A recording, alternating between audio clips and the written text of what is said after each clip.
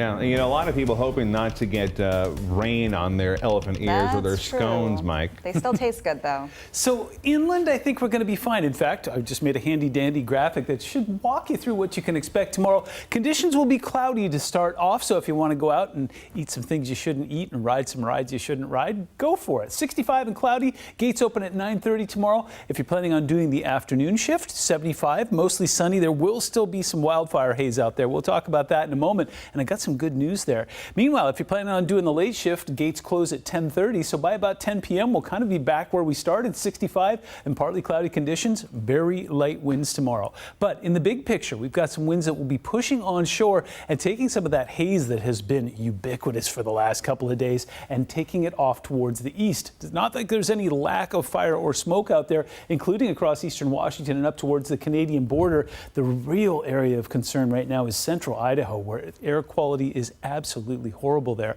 Take a look at this, though. The later it gets into the weekend, the more that smoke will push off towards the east.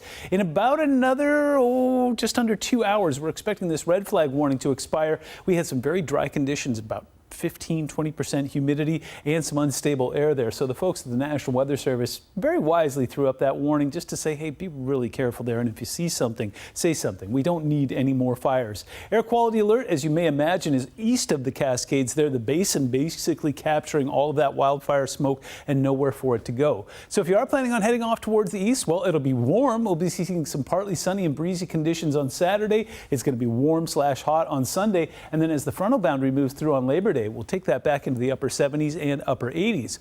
If you want to head up into the mountains, well, it'll obviously be cooler there, but we will be tracking some showers basically in the way high elevations there, and the possibility of some instability could fire off some lightning. So again, if you see something, say something and bring the rain gear with you.